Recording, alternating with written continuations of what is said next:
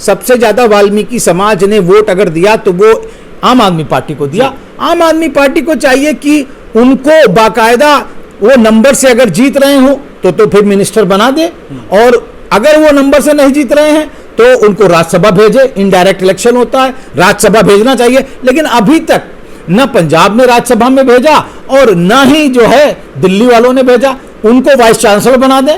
Vice chancellor के लिए कोई सिलेक्शन की जरूरत नहीं है, मिनिमम क्वालिफिकेशन पे वाइस चांसलर बनाएं। पंजाब में 30 यूनिवर्सिटी हैं, वाल्मीकि समाज को कम से कम नहीं तो 10% दे देना चाहिए। किसी ने रोका नहीं है, किसी ने नहीं रोका। उसी तरह डीजीपी बनाए, इसी तरह जज बनाए।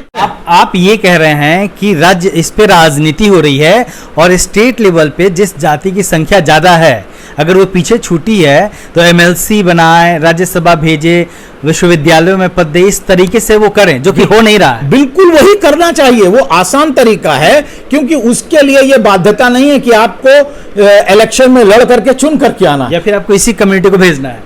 यही तो मैं कह रहा हूं, तो इसलिए आपको टिकट देने की भी जरूरत नहीं है। अगर आप सचमुच उनके हितैषी हैं तो उनको जितनी भी जगह इनडायरेक्ट पोस्टिंग होती है, इनडायरेक्ट सिलेक्शन होता है, उसकी जगह उनको करें। अगर उसमें ये जो बढ़ी हुई जातियां, आगे निकल गई जातियां कोई ऑब्जेक्शन उठाएं तो आप उनको कहिए कि ये देखिए ऑब्जेक्शन उठा रहे हैं, इसलिए हम नहीं कर पा रहे हैं। आपका नेता लोग खेल कर रहे हैं, नेता लोग बहुत बड़ा खेल रहे हैं। और सबसे गंदी बात है, नेता तो खेल करते हैं क्योंकि उनकी राजनीति है। सबसे गंदी बात यह है कि जो अपने आप को पढ़ा लिखा तबका कह रहा है, जो अपने आप को दानीश्वर कहता है, इंटेलेक्चुअल कहता है, जो अपने आप को अखबार प्रोग्रेसिव अखबार नसवीस कहता है, वो इसमें गंदा रोल खेल रहा है। मैं डंके की वो इतना गंदा रोल प्ले कर रहे हैं कि उनकी नैतिकता का ह्रास हो चुका है, नैतिकता का पतन हो चुका है, नैतिकता से गिरे हुए लोग हैं कि जो बाकायदा दलित समाज के अंदर बंटवारा करने की कोशिश कर रहे हैं। वो ये नहीं कह रहे हैं कि जो पीछे छूट गए हैं उनसे संसद में कानून ला करके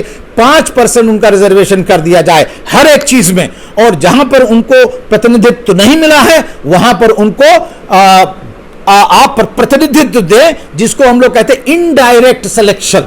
उसके अंदर जो है कोई जरूरत नहीं है कि चुनाव हो, उसके अंदर नॉमिनेशन करके उनको आगे बढ़ा दें। मतलब आप आरोप लगा रहे हैं कि जो प्रोग्रेसिव लोग हैं सो कॉल्ड, उनको दिक्कत उनसे जो पीछे छूट गए लोग हैं, हाँ, उनसे सिंपैथी कम है, बल्कि जो लोग आगे बढ़े हैं उनसे जेलसी ज्यादा है। लग यही रहा है कि वो ये चाहते हैं कि कुछ लोग, मैं तो आगे नहीं मान रहा हूं क्योंकि मैंने आपको बताया आंकड़ा नहीं दिख रहा, बिहार का आंकड़ा है, उसी प्रकार आप देख लें। हमने अपने यहाँ बताया आपको कि जो प्रोफेसर रहे हैं, आपको आईआईटी में मैंने बताया वहाँ कहाँ जगह भरी गई। इसी प्रकार आप 45 विश्वविद्यालय के वाइस चांसलर्स देख लें, उनमें एक भी नहीं है। दिल्ली में अगर आप कॉलेजेस में चले जाएं, दिल्ली के 80 कॉलेज हैं, 25 कॉलेज दिल्ली सरकार के अंदर आते हैं।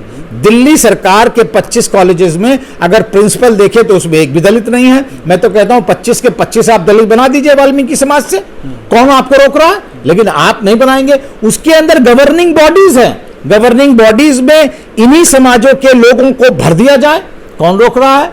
लेकिन आप नहीं करेंगे। तो इसको वाल्मीकि समाज को किस तरीके से देखना होगा? खास तौर पे टारगेट पे वही है। मैं इसीलिए कह रहा हूं वाल्मीकि समाज को चाहिए कि संसद में कहें कि संसद से बाकायदा 5% रिजर्वेशन जो भाई पीछे छूट गए हैं, चाहे वो धानुक हो, चाहे वो वाल्मीकि समाज हो, चाहे वो अरुंधतियार हो, चाहे वो मादिगा हो, चाहे मुसहर हो, चाहे जिसे कहना चाहिए इधर कोरी समाज हो, जितने भी भाई पीछे छूट गए हैं उन समाजों के लिए 5% रिजर्वेशन संसद में पारित करके नैतिकता के आधार पर उनको लागू कर दिया जाए। बिहार के अंदर अभी सर्वे हो गया कास्ट पे, तो ये निकल के आई कि उसके अंदर पासवान, जिनको कहा जाता है कि बड़ा आगे निकल गए, बड़े आगे निकल गए, उनका जो रिप्रेजेंटेशन है नौकरियों में 1.2% के आसपास है।